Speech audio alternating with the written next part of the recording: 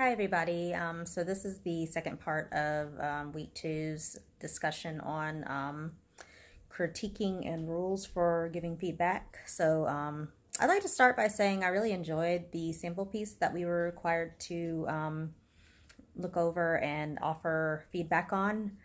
Um, it had a lot of strong points where I guess like characterization and elements like that were concerned. There were areas that, like other classmates have pointed out, were a little bit redundant or repetitive, but those are minor fixes. But overall, I thought that the writer did a really good job setting up the premise for the story and building on that inner turmoil that it seemed that Zach was experiencing once he had stolen the trophy. I thought that was well done because that's one thing that, keeps readers wanting to, continue with the story to find out what happens or how the character resolves whatever issue that he or she is facing. So by building on that and then giving us details about his motivation for wanting to steal the trophy, I thought that was done well too, because you're wondering what was the point, why did he steal it, but then you kind of find out the further you get into the story.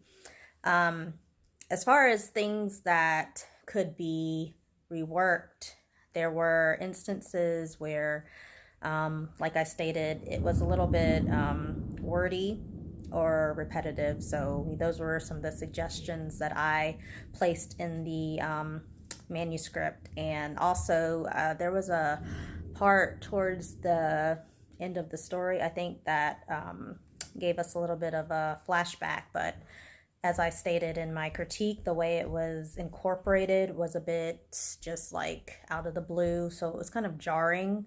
So I suggested that maybe find another way to kind of transition that in so it reads more smoothly with the rest of the story. But overall, there are a lot of things that were done really well. The dialogue, for one, was, believable. It sounded like, young adults talking. The inclusion of LGBT, I like that. That it's not just your typical story with, heteronormative characters. Like, I like that there's diversity in that regard.